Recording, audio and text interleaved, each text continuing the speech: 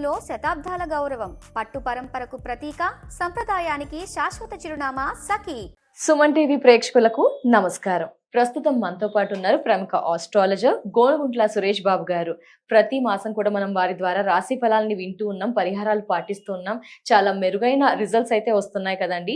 మరి మే మాసం యొక్క ప్రత్యేకత ఏంటి, మే మాసంలో ప్రత్యేక దినాలు ఏమి ఉన్నాయి, పాటించాల్సిన పరిహారాలు, మరి ముఖ్యంగా ద్వాదశ రాశుల వారి రాశి ఫలాలు ఎలా ఉండబోతున్నాయి, పరిహారాలు, ఈ వివరణ అంతా కూడా గురువు గారు తెలియజేస్తారు. మాట్లాడదాం వారితో. గురువు గారు నమస్కారం. గురువు గారు నమస్కారం అండి.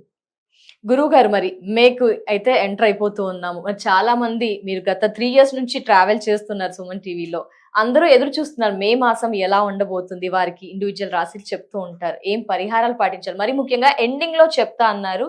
అంటే చాలా మంది డిఫరెంట్ సమస్యలతో సతమతం అవుతూ ఉంటారు, వారికి పరిహారాలు కూడా తెలియజేస్తున్నారు. ఆ వివరణ, మే మాసం యొక్క స్పెషాలిటీ అన్ని కూడా తెలియజేస్తారా గురుగారు?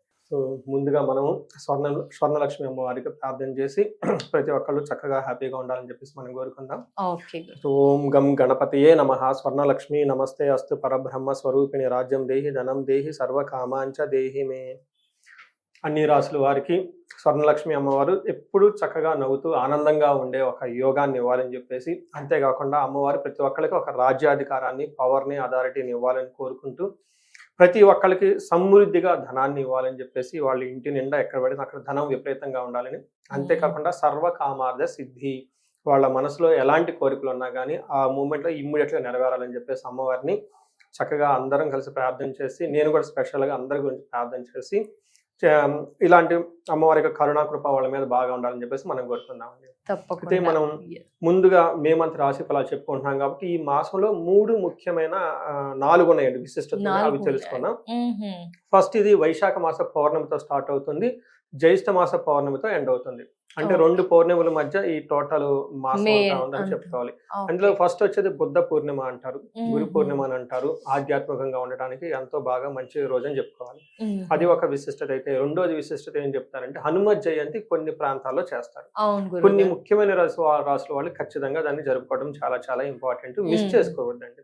ఎందుకంటే కార్యజయాన్ని ఇస్తాడు ఎప్పుడైతే మనం హనుమంతుడిని ప్రార్థిస్తూ ఉంటే. ఇంకొక ముఖ్యమైన విషయం ఏంటంటే, ఈ మాసంలో కర్తరి అంటారు. కర్తరి అంటే సూర్యుడు కృతికా నక్షత్రంలో ట్రావెల్ చేసేదాన్ని కృతికా కార్త అంటే, దాన్ని కవాడిక్ లాంగ్వేజ్ లో కర్తరి అని అంటారు. అంటే ఈ టైంలో సూర్య భగవానుడి యొక్క ప్రభావం చాలా విపరీతంగా ఎక్కువగా ఉంటుందని చెప్పేసి, ఆ టైంలో మనకి కొత్తగా గృహప్రవేశాలు చేయటాలు, కొత్తగా గృహ నిర్మాణాలు చేయటాలు, తర్వాత వివాహాలు చేయటాలు ఒక 15 రోజులు 13 రోజులు పోస్ట్ పోన్ చేసుకుంటారు అనమాట.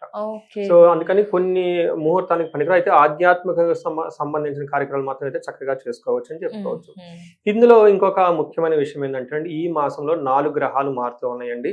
ఆ మారే గ్రహాలు చూసుకుంటే బుధుడు, శుక్రుడు, తర్వాత కుజుడు, సూర్యుడు, ఈ 4 గ్రహాలు మారుతూ ఉన్నాయి. 11వ తారీఖు వచ్చేటప్పటికి 11వ తారీఖు కుజుడు మారుతూ ఉన్నాడు, శుక్రుడు వచ్చేటప్పటికి 14వ తారీఖు, బుధుడు, సూర్యుడు 15వ తారీఖు మారుతూ ఉన్నారు అనమాట.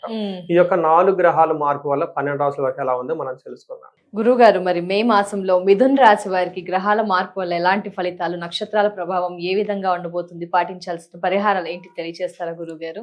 మనం ముందుగా అనుకున్న విధంగా 4 గ్రహాలు మారటంతో ఈ రాశి వాళ్ళకి ఎలా ఉందో తెలుసుకోబోయే ముందు, వీళ్ళకి ఫస్ట్ నక్షత్రాలు మృగశిర 3, 4 పాదాలు, ఆరుద్ర 1, 2, 3, 4 పాదాలు, పునర్వసు 1, 2, 3 పాదాలు అంతా ఈ రాశిలో ఉంటారు.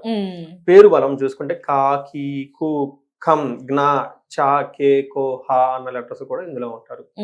మనకి లఘు గోచారం, సూక్ష్మ గోచారం ప్రకారం సింపుల్ వర్డ్స్ లో చిన్న మాటలతో హోల్ మంత్ అలా ఉందో కూడా చెప్పుకోవచ్చు. గురుగారు, ఇక్కడ చిన్న సందేహం గురుగారు, కొంతమంది బర్త్ డేట్ ఉంటుంది వాళ్ళు కాబట్టి రాశి ఫాలో అవుతారు, కొందరు మీరు పేరు బలం కూడా చెప్పారు కదా, అది ఎంతవరకు ఫలితాలను ఇస్తుంది అంటారు, ఎంతవరకు కరెక్ట్ ఫలితాలు అంటారు?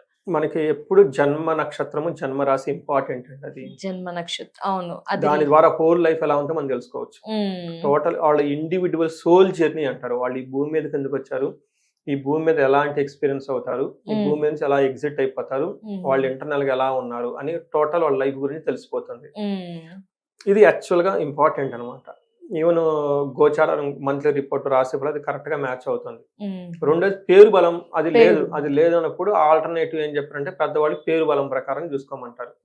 అగైన్ ఏ పేరు చూసుకోవాలి, లేడీస్ కి చాలా మంది పెళ్లి కాకముందు పద్మ అని పిలిచేవాళ్ళు, పెళ్లి సుజాత అని పెట్టేశారండి. అక్కడేమో పద్మ అంటారు, ఇక్కడేమో సుజాత అంటారు. అసలు ఆ పేరు బలం చూసుకోవాలా, ఈ పేరు బలం చూసుకోవాలా, కన్ఫ్యూజన్ ఉంటుంది. అందుకే ఏం చెప్తారంటే, నేను అడిగితే ఎక్కువ మంది ఏ పేరుతో పిలుస్తారు? అత్తగారి ఇంట్లోనా, పుట్టింట్లోనా? పుట్టింట్లో ఎక్కువ ఏం ఫ్రెండ్స్ వాళ్ళు వీళ్ళు పిలిచేవాళ్ళని. బట్ ఈ మధ్య అంత అత్తగారి ఇంట్లో ఉంటున్నాం కదండి, 5 ఏళ్ళు 10 ఏళ్ళు పెళ్లి అయిపోయింది, అందరూ ఈ సుజాత ఈ పేరుతోనే పిలుస్తూ ఉన్నారండి. ఈ మధ్య కాలంలో ఎక్కువ ఈ పేరే అనుకున్నప్పుడు ఈ సు అనే లెటర్ తీసుకొని అది ఎందులో ఉంటుందో దాని కుంభరాశిలో ఉంటారు కాబట్టి మీకు కూడా ఐడియా వచ్చేసింది. కుంభరాశి ప్రకారం చూసుకోవాలి. మరి ఇది ఇప్పుడు ఎంతవరకు మ్యాచ్ అవుతుందంటే 2 రకాల మ్యాచ్ అవుతుంది. వీళ్ళకి ఒక 70% మాత్రం అది మ్యాచ్ అవుతుంది, 100% కాదు. రెండోది వాళ్ళు ఏమనుకుంటున్నారు, వాళ్ళ సోల్ ఏమనుకుంటున్నారు మనకు ఐడియా లేదు. బయట బాహ్య ప్రపంచం గురించి వీళ్ళకి ఎలా అనుకుంటున్నారో తెలుస్తుంది. అంటే బయట వాళ్ళ గురించి ఏమనుకుంటున్నారు, ఎలా ఉంటుందన్న విషయం మాత్రమే తెలుస్తుంది. బట్ ఇంటర్నల్ వాళ్ళు ఎలా ఫీల్ అవుతున్నారు అనేది అందులో తెలియదు. అందుకని ఒక 70% మాత్రం కరెక్ట్ గా మ్యాచ్ అవుతుంది, 100% కాదు. లేకపోతే ఇంకా అలా అడ్జస్ట్ అవ్వాలి, కానీ ఉంటే మాత్రం ఇలా నక్షత్రం. కొన్నిసార్లు ప్రిజుడిస్ అంటారు. నాది సుజాత కాబట్టి కుంభరాశి జరిగిన ప్రతిదీ వీళ్ళకి జరుగుతున్నాయి ఇంటర్నల్ గా ఫీల్ అయిపోతూ ఉంటారు. అది కూడా చాలా నాకు ఇలానే ఒక లేడీ వచ్చింది, పేరు బలం ప్రకారం కుంభరాశి చూసుకుంటా ఉన్నారు, ఏలినాటి శని అది ఇది. బట్ యాక్చువల్ గా వాళ్ళది అది కాదు, వాళ్ళది వచ్చేటప్పుడు మిథున రాశి ఏదో ఇంకొక రాశి. ఆ రాశి బాగుంది, వాళ్ళది జన్మరాశి ప్రకారం బాగుంది. కానీ టీవీలో పేరు బలం ప్రకారం చూసుకొని తన కూడా బాధలన్నీ ఉన్నాయి చెప్పేసి అనుకుంటూ తెగ ఫీల్ అయిపోతుంది అనమాట. ఇలా లేదమ్మా, అలా ఉంటే నాకు సెన్స్ అయిపోయింది ఇమ్మీడియట్ గా. కాదు, ఆ మాట్లాడే స్టైల్ తెలిసిపోతుంది కదండి. ఈ కుంభరాశి వాళ్ళు, మీనరాశి వాళ్ళు, సింహరాశి ఫస్ట్ ఫోన్ ఎత్తంగానే వాళ్ళకున్న బాధలని టకటకటకట చెప్పేసుకుంటారు. వీళ్ళు ఏదో ఖుషిగా నవ్వుతూ ఏంటంటో అన్ని అడుగుతూ ఉన్నారు. నాకు ఆ సెన్స్ ఇది కాదు అని చూస్తే కన్యరాశి ఉండాలి, సారీ కన్యరాశి. కానీ పేరు బలం ప్రకారం కుంభరాశి. కన్యరాశి వాళ్ళకి చక్కగా ఉంది, అంతా బాగుంది కదమ్మంటే బాగుందండి, మరి టీవీలో చూస్తున్నానండి భయపడిపోతున్నానండి అని చెప్పేసి. అందుకని జన్మ నక్షత్రం ఉంటే ఒకసారి జనరల్ గా చూపించుకోండి, ఎప్పటికైనా మంచిదండి. ఓకే, చిన్న ఉన్నప్పుడు సంధ్య అనగానే కుంభరాశి అని అవేర్నెస్ వచ్చాక పుట్టిన టైం డేట్ ని బట్టి మిథున రాశికి ఫిక్స్ అయిపోయి, అలా చాలా మందికి కూడా ఇంకా పుట్టిన టైం తెలియదు కాబట్టి ఇలా 70% మాత్రమే రిజల్ట్ ఉంటుంది అంటారు. అయితే ప్రశ్న శాస్త్రం అని ఉంటుందండి, ఇది 100% మ్యాచ్ అవుతుంది. అడిగిన క్వశ్చన్ ఏమంటే మా బాబుకి ఉద్యోగం వస్తుందా, లేదంటే నాకు ఉద్యోగం వస్తుందా లేదా, ఆ క్వశ్చన్ అనేది అక్కడి నుంచి వాళ్ళ మైండ్ లో నుంచి వచ్చింది. వాళ్ళ మైండ్ ఇన్ఫ్లుయెన్స్ బై ప్లానెట్స్ అన్ని వీళ్ళ మైండ్ ని ఇన్ఫ్లుయెన్స్ చేస్తూ ఉంటది. ఆ టయానికి ఆ టైంలో వీళ్ళకి ఉద్యోగం గురించి ఆలోచిస్తుంటారు. ఇట్స్ ఆల్రెడీ రిటర్న్ అనమాట. వాళ్ళు వచ్చిన ఆ క్వశ్చన్ తీసుకొని ఆ క్వశ్చన్ కి బర్త్ చార్ట్ తయారు చేస్తాం. ఆ క్వశ్చన్ కి బర్త్ చార్ట్, మనిషికి ఎలా బర్త్ చార్ట్ ఉంటుంది, ఆ క్వశ్చన్ కి బర్త్ చార్ట్ తయారు చేస్తాం. బర్త్ చార్ట్ తయారు చేసి ప్రశ్న కొండలి అంటారు దాన్ని.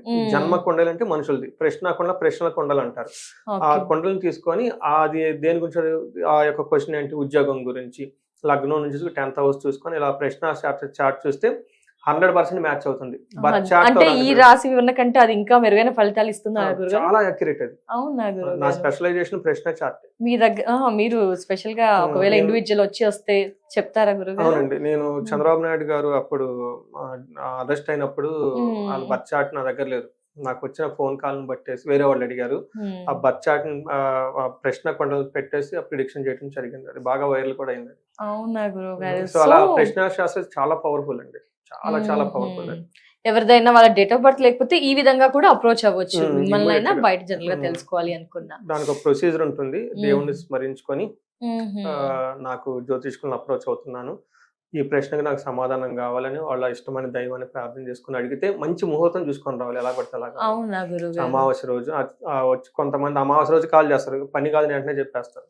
దానికి మంచి ముహూర్తం చూసుకొని చక్కగా దండం పెట్టుకొని మెడిటేషన్ చేసుకొని అపాయింట్మెంట్ తీసుకొని ఆ ప్రశ్న కనుక అడిగితే 100% మ్యాచ్ అయిపోతుంది. అక్యురేట్ రిజల్ట్స్ అంటున్నారు. సో సురేష్ బాబు గారికి అది కూడా తెలుసు అన్నమాట, ప్రశ్న శాస్త్రం మీద. స్పెషలైజేషన్ ప్రశ్ననేనండి. నేను ఇక్కడికి రాకముందు ఇవి రాశి ఫలాలు చెప్పేవాడిని కాదు. ఇప్పుడు అంటే మనకి కూడా ట్రెండ్ కాబట్టి రాశి ఫలాలు యూజువల్ గా ప్రశ్న ఇమ్మీడియట్ గా నేను చెప్పేస్తాను, ఇది అవుతుందా అవుదా. క్లయింట్స్ కి ఏది సజెస్ట్ చేస్తారు గురుగారు, ఎక్కువగా ప్రశ్న శాస్త్రం వైపా లేకపోతే ఈ రాశి గ్రహాలు నక్షత్రాలు చూస్తుంటారా? 2-3 వెరైటీలు చేసుకుంటానండి. ఇవన్నీ సిస్టమ్స్ అన్నమాట, మనకి టూల్స్ అంటారు చూసారా, రకరకాల టూల్స్ వాడతారు కదా, అలానే రకరకాల సీట్స్ ఉంటాయి అనమాట. అలానే నేను ఏం చేస్తాను, ఫస్ట్ కామన్ ట్రెండ్ ఏంటంటే వాళ్ళ జాతకంలో గ్రహాలు ఎక్కడెక్కడ ఉన్నాయి, వాటి యొక్క రిజల్ట్ ఏంటి, ఏమేమి యోగాలు, వాటి రిజల్ట్ ఏంటి బ్రాడ్ గా చెప్తాను. ఇప్పుడు ఏం జరుగుతుంది, ఎప్పుడో ఫ్యూచర్ లో పురాణం చెప్తే వాళ్ళకి నచ్చదు, ఇప్పుడేదో 100 రకాల ప్రాబ్లమ్స్ ఉంటాయని మాకు ఎందుకంటే చెప్పండి అంటారు అనమాట. అప్పుడు దశాభుక్తి చెప్తాము, అదొక టూల్.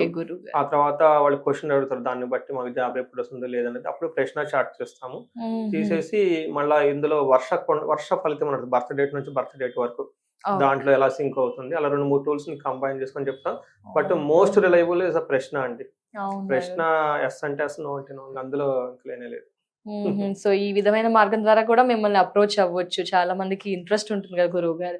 సో మొత్తంగా మిథున రాశిలో భాగంగా మనం మిథున రాశితో గ్రహాల స్థితులు తెలుసుకోబోయే ముందు ఈ వివరణ అయితే తెలుసుకున్నాం. మరి గురువు గారు మిథున రాశి వారికి ఏంటి సిచ్యువేషన్? వీళ్ళకి ఫస్ట్ 15 days లాభప్రదంగా ఉంటుందండి. బాగా మనీ అంతా కలిసి వస్తుంది. తర్వాత 15 days ధనం ఖర్చు కూడా అవుతుంది. తర్వాత ఏమని చెప్తారు, భూలాభం. ఈ రాశి వాళ్ళు ఖచ్చితంగా బంగారం కొనుక్కుంటారు, భూములు కొనుక్కుంటారు, రియల్ ఎస్టేట్ డీల్స్ చేస్తారు. ఎక్కడ స్ట్రక్ అయిన వాళ్ళు ఉంటే చక్కగా ముందుకు వస్తారు. ఒక బ్రదర్స్ తోటి అందరితో చాలా బాగుంటారు. అయితే వీళ్ళకి అవమానించాలని వేరే వాళ్ళు ట్రై చేస్తారు, కానీ పాపం వీళ్ళు ఎవరికి చిక్కర దొరకనట్లుగా దూసుకొని వెళ్ళిపోతారు. అవమానించేసే వాళ్ళని అంత ఛాన్స్ ఇవ్వరు అనమాట వీళ్ళు.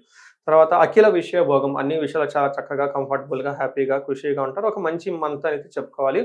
సూర్యుడు మాత్రం ఇబ్బంది పెడుతున్నారు, జాగ్రత్తగా ఉండాలి. మనం ఇన్ డీటెయిల్ చూసుకుంటే వీళ్ళకి 10వ స్థానంలో 11 నుంచి 12 మారుతూ ఉన్నారు. 15th తర్వాత ఏమవుతుంది, స్వస్థాన నాశనం చేయవ బంధు రోగ ధనవేహ ప్రాణ పర్యంతమాపత్యం అవమానం అంటారు. ఈ రాశి వాళ్ళు ఒక విషయంలో జాగ్రత్తగా ఉండాలి. ప్రొఫెషనల్ మ్యాటర్స్ లో 15th నుంచి 25 వరకు చాలా కేర్ఫుల్ గా ఉండాలి. ఈ టైంలో వీళ్ళకి స్వస్థాన నాశనం అంటే ఉద్యోగంలో బాగా మార్పులు వస్తాయి. ఆ మార్పులు కూడా నెగిటివ్ గా ఉంటాయి, జాగ్రత్తగా ఉండాలి. రెండోది బంధు రోగ ధనవ్యయ అంటే బంధువుల వల్ల కానివ్వండి, రోగాల వల్ల కానివ్వండి, ఏదో ఒక విధంగా డబ్బులు ఖర్చు అవుతాయి అని చెప్పుకోవాలి.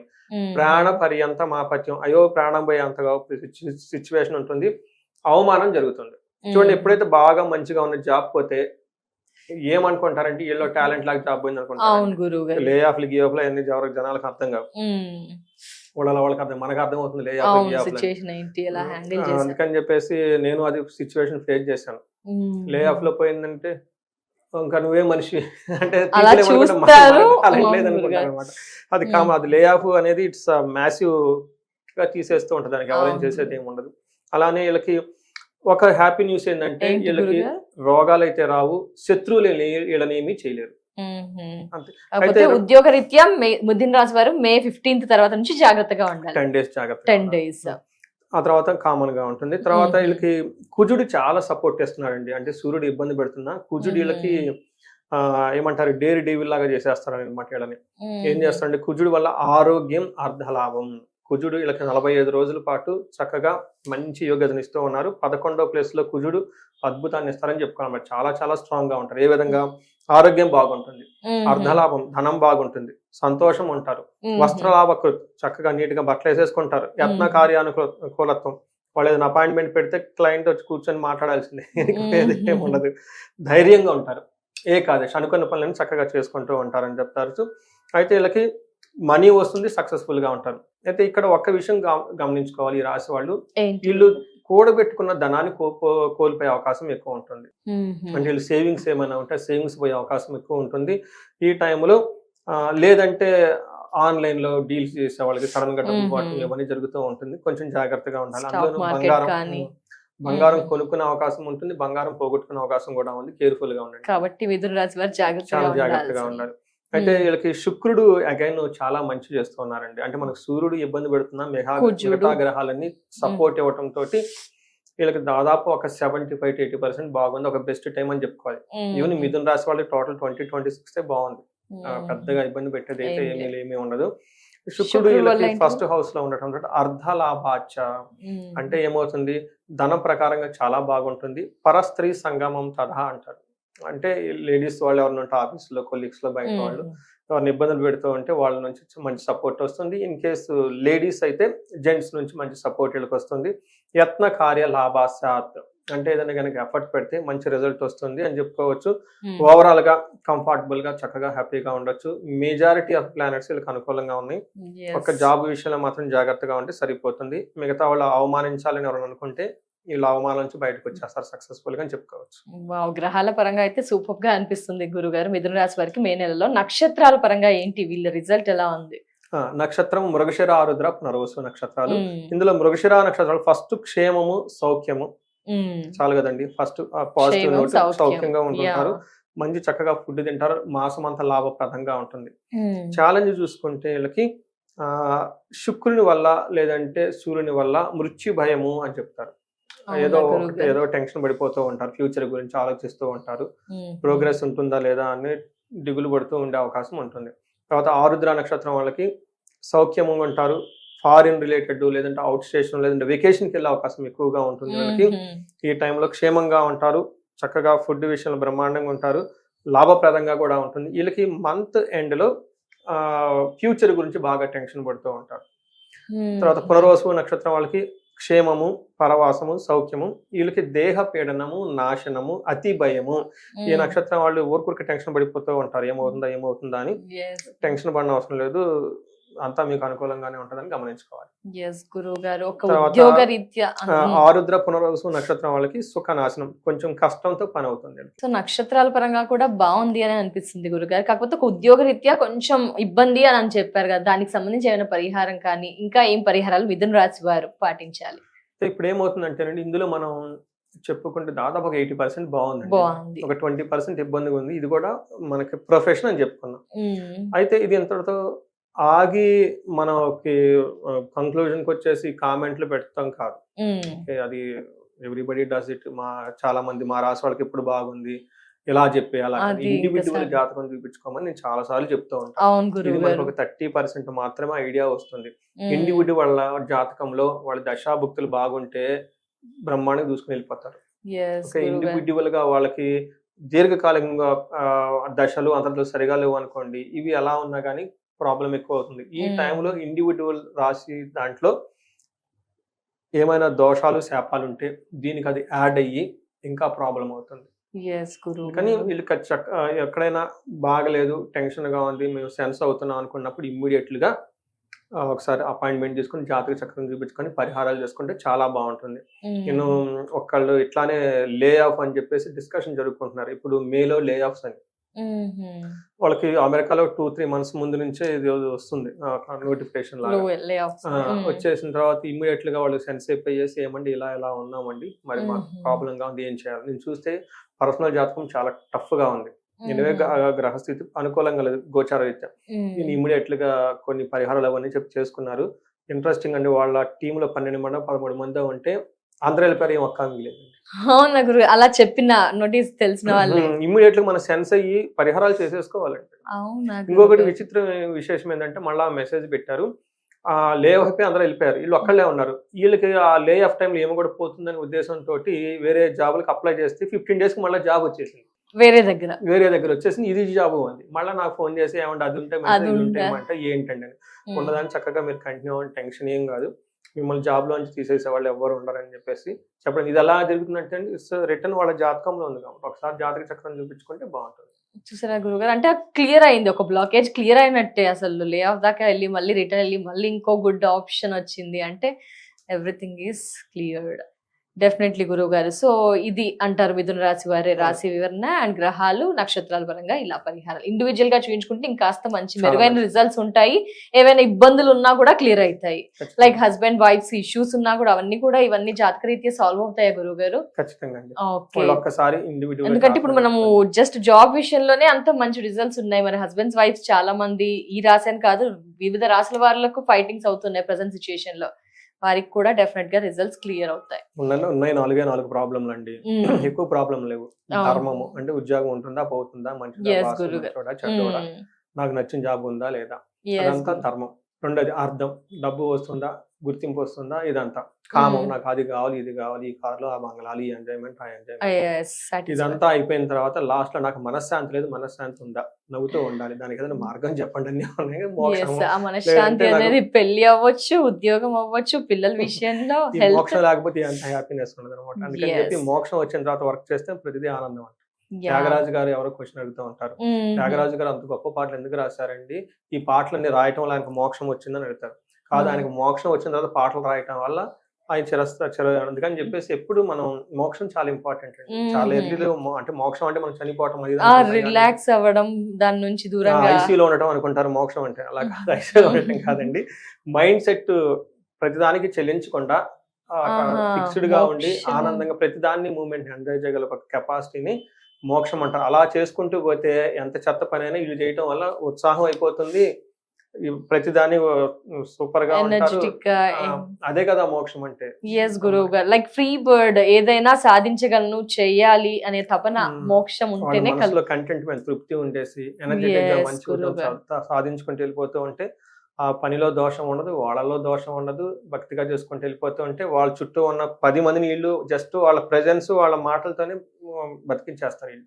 డెఫినెట్లీ. సో ఇది చాలా మందికి అవగాహన ఉండదు, ఫస్ట్ మూడింటికి అవగాహన ఉంటుంది కాబట్టి. అవును, తప్పకుండా. గురుగారు, ద్వాదశ రాశుల్లో భాగంగా అన్ని రాశి ఫలాలకు కూడా రాశి పరిహారాలు అయితే చెప్తూ ఉంటారు గురుగారు. ఇంకా మెరుగైన ఫలితాలు రావాలి, మాకు ఇంకా సమస్యలు అతిగా ఉన్నాయి, మీరు చెప్పిన దానికంటే గానీ ఇంకా సమస్యలు తీవ్రంగా ఉన్నాయంటే ఇంకా వారు ఏమైనా పరిహారాలు ఆధ్యాత్మికంగా ఇంకా ఏమైనా ప్రే చేస్తే వారికి ఇంకా బెనిఫిట్స్ ఉంటాయా, మంచి రిజల్ట్స్ ఎలా ఉంటాయి అంటారు? సో మీరు చెప్పిన విధంగా ఇప్పటిదాకా మనం చెప్పుకున్న రాశి ఫలితాల యొక్క ప్రభావం 30 to 40% ఉంటాయండి. వాళ్ళ ఇండివిడ్యువల్ జాతకం చూసుకుంటే చాలా ఇంపార్టెంట్ అనమాట. ఎందుకంటే వాళ్ళకి రాశి దశ ఏం జరుగుతుంది, భుక్తి ఏం నడుస్తుంది, ఇంకా ఆ దశ భుక్తులు ఏమైనా శాపాలు ఉన్నాయా, లైక్ స్త్రీ శాపం, పితృ శాపం, ఇలా రకరకాల సర్పశాపం, రకరకాల శాపాలు, బ్రహ్మ శాపం, గురు శాపం, శని శాపం కూడా ఉంటుంది. ఇలా 13 నుంచి 14 రకాల వరకు శాపాలు ఉంటాయండి. ఇవేమైనా ఉన్నాయా, అవన్నీ వాళ్ళు ఇండివిడ్యువల్ జాతకం చూసి తెలిసిపోతుంది. ఈ శాపాలు బేసికల్గా ఏంటంటే బ్లాక్స్ అండి, మనకి ఎదగకుండా ఆపుతూ ఉండే ఒక బ్లాకేజెస్ అని చెప్పుకుంటారు. అది 35 to 45 ఏజ్ గ్రూప్ నేను రీసెర్చ్ గా తీసుకొని చేస్తున్నాను. ఎందుకంటే 35 years వాళ్ళు ఒక మేనేజర్ లెవెల్లో ఒక నాయకత్వ బాధ్యతలు చేస్తూ ఉంటారు అనమాట. ఈ టైంలో వాళ్ళ కెరియర్ గ్రోత్ ఆగిపోయింది అనుకుంటే 40 ± 5 years లో సంథింగ్ వీళ్ళకి ఖచ్చితంగా బ్లాకేజెస్ లైఫ్ లో హారోస్కోప్ లో ఉంటాయండి. అందుకని ఒకసారి చూపించుకుంటే ముందుకు వెళ్ళిపోవచ్చు అనమాట. ఉదాహరణకి చాలా మందికి కాలసర్ప దోషం ఉంటుంది, కాలసర్ప దోషం పూజ చేసుకోవాలి. దీంతో పాటు ముఖ్యంగా ప్రతి ఒక్కరికి ఆర్థికంగా బాగా విపరీతంగా ఎదగాలని కోరుకుంటూ ఉంటారు. స్వర్ణలక్ష్మి విశేష హోమము లేదా కుబేర పాశుపత అభిషేకం చేయించుకుంటే ధనానికి ఫ్లో బాగుంటుంది. వీటితో పాటుగా మనం ఇంకా భార్యాభర్తల అన్యోన్యత గురించి అన్యోన్య దాంపత్య పాశుపత అభిషేకం చేయించుకోవటం. ఇంకా పెళ్లి కావటం లేదు, మాకు బాగా లేట్ అవుతుంది, అలానే దశాభక్తులు చూసుకొని వీటితో పాటు గురుబలంతో పాటు అఘోర గౌరీ పాశుపత అభిషేకము లేదా కన్యా పాశుపత అభిషేకం, ఇలా వీటితో పాటు విశ్వావసు గంధర్వరాజు హోమము, ఇవన్నీ చేపించుకుంటూ ఉంటే చాలా బాగుంటుంది. ఆయుష్ కోసం ఆయుష సూక్త పారాయణము, సంతానానికి సంబంధించి వాళ్ళ జాతకంలో చూడాలి. జనరల్ గా రాహు కాలసర్ప దోషాలు, కేతు దోషాలు ఇవి ఎక్కువగా ఏమైనా ఉంటే అవన్నీ చేసుకుంటే బాగుంటుంది. కుజుడికి సంబంధించి అలానే కుజ దోషాలు ఉంటాయి వివాహానికి సంబంధించి. ఇలా ఇండివిడ్యువల్ గా వాళ్ళ ఏమైనా గనక జాతకంలో ఖచ్చితంగా ఉంటే మనం అది చూసుకొని వాళ్ళ యొక్క సమస్య తీవ్రతను బట్టి పరిహారాలు చేసుకుంటూ ఉంటే ఆ బ్లాకేజెస్ అన్ని పోయి హారోస్కోప్ అంతా క్లీన్ అయిపోయి వాళ్ళ ఇష్ట సిద్ధి రావడానికి ఎంతో చాలా అవకాశం ఉంటుంది. అలా ప్రతి ఒక్కళ్ళు ఒకసారి జాతకం చూపించుకొని ఎవరు ఈ 35 to 45 మధ్యలో ఉండి సరిగ్గా గ్రోత్ లేదు అనుకున్న వాళ్ళు ఒకసారి హారోస్కోప్ పర్సనల్ గా చెక్ చేయించుకొని ఈ దోషాలు ఏముంటే ఒకసారి ఆడిట్ చేయించుకొని పరిహారాలు చేసుకుంటే లైఫ్ 10 అంతలు వెళ్ళే అవకాశం ఈ రాశి వాళ్ళకి చాలా బాగుంటుంది. ధన్యవాదాలు గురుగారు. మే మాసం యొక్క విశిష్టత, ప్రత్యేకత దినాలు తెలియజేశారు. అలాగే పరిహారాలు, ద్వాదశ